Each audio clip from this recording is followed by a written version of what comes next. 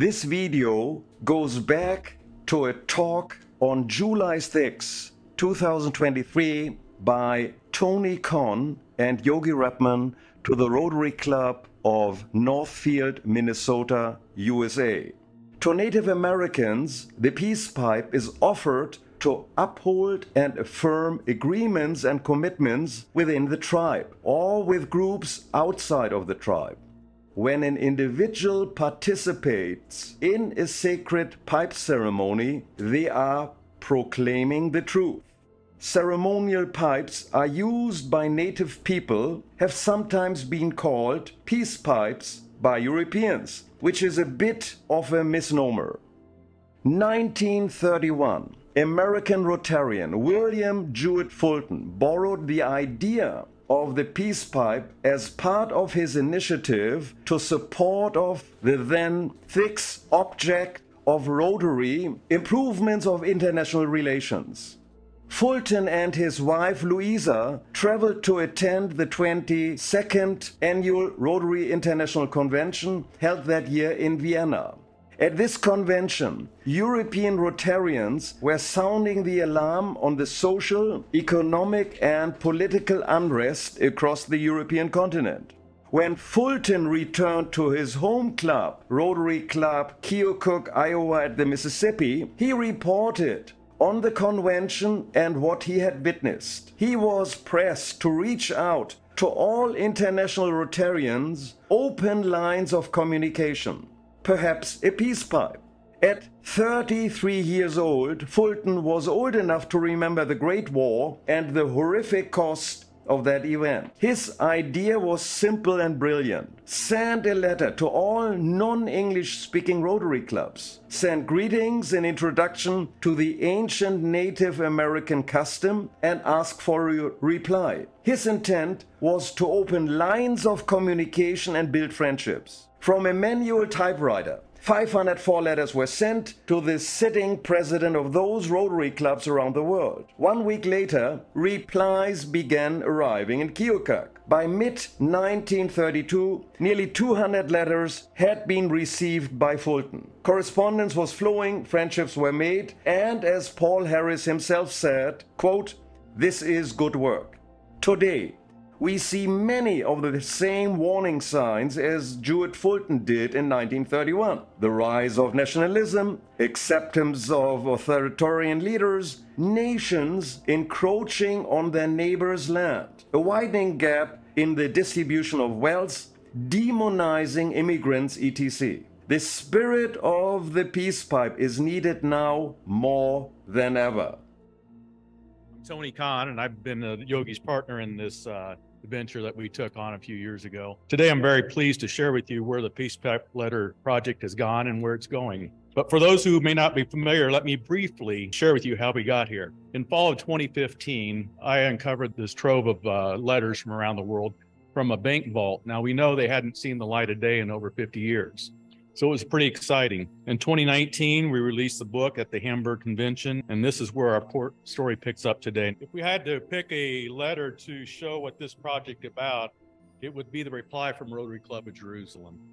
I'm going to read to you this highlighted area. We have all sorts in our club, about 10 nationalities, at least 5 different languages represented, and we all find in Rotary a common meeting ground in spite of differences of race, religion, and tongue. We have strong Zionists and equally strong anti-Zionistic Arabs in the club, Britishers, Americans, and Germans, etc. And they all meet amicably as Rotarians, although acutely disagreeing on most other points. One of my warmest friends is a German surgeon who, as a combatant officer, faced the trenches at Le Bassée, which I also was serving. So you will see that we are ourselves a sort of living pipe of peace, always being smoked. So this is a copy of the letter that Jewett Fulton sent out to the 504 Rotary clubs. In it, he asked for, following the old Indian custom, we invite the Rotary Club of Paris to smoke the pipe of peace with us in spirit as our expression of international goodwill and fellowship.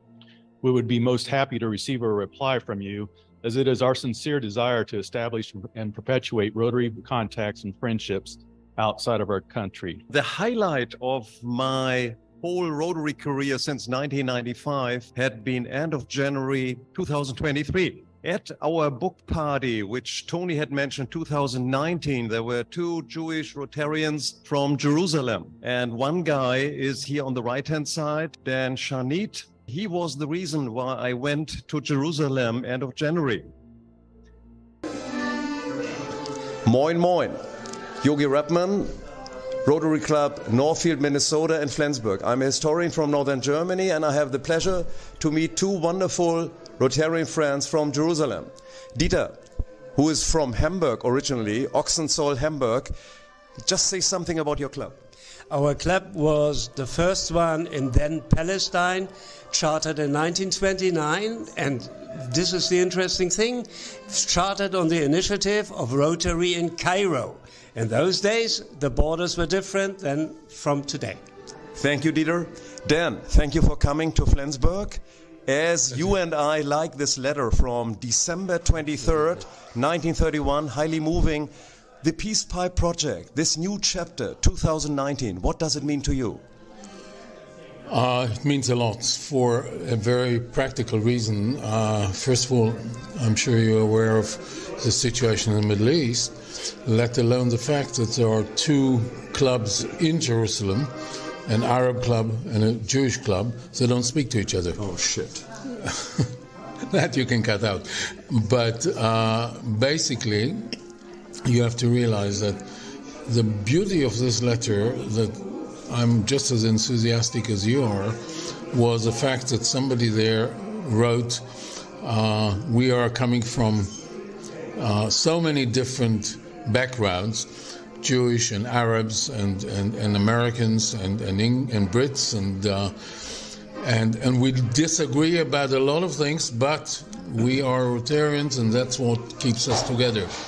If you, and I throw a challenge at you, if you want to revive a concept of somehow, not in the same way necessarily, but bringing people together, start with Rotary in Palestine and Israel. Thank you, Dan. Thank you, Dieter. Well, here we have sort of part two of that fairy tale Rotary adventure to Jerusalem, the Palestinian Rotary Club, which has no contact with the old Jewish kind of Rotary Club founded 1929, is meeting in the American Colony Hotel in East Jerusalem. And the president, Fadi Shurafa, and I hit it off. We met at 8 p.m.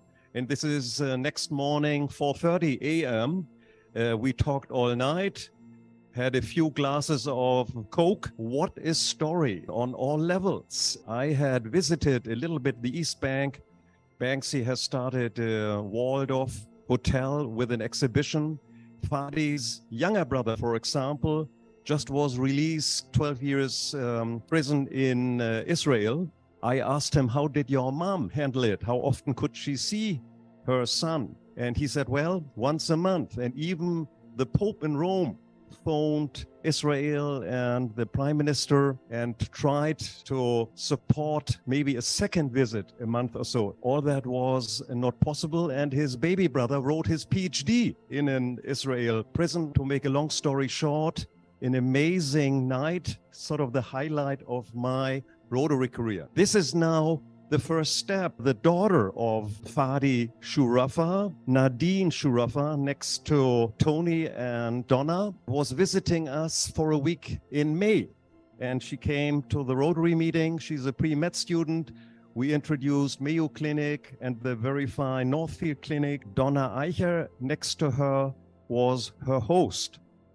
The day before I met Fadi, I was visiting the Augusta Victoria Hospital in East Jerusalem, the main Palestinian hospital. The story in behind is that 1898, the last German emperor with his spouse, Augusta Victoria, was visiting the Holy Land for 3 weeks, was impressed, and in the name of his wife, he founded that hospital.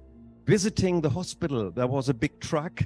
And then I saw the German national flag, the Palestinian flag, German cooperation.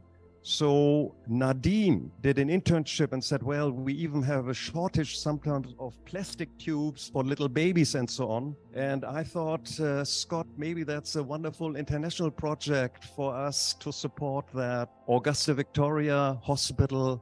This is now May of last year.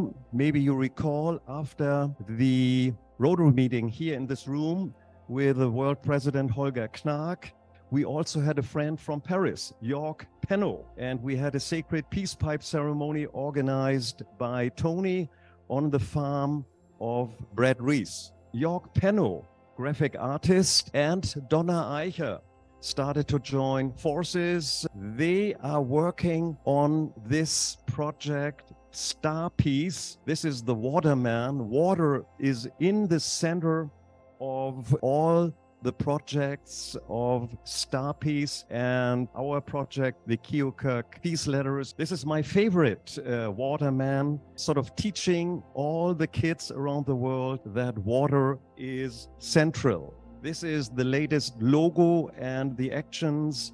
What is going on? This poster shows how widespread the letters, the replies that came back, and you can see there from all the continents. We did reply. Most letters came from Europe there, which was the most interesting, but the developments that will take place over there the next decade. And around the border are the flags of the nations that replied. Wunderbar. Flyers are on your table. Latest last week, Tony composed that short, brief essay, The Timeless Spirit of Rotary Keokuk Peace Letters. Thank you very much.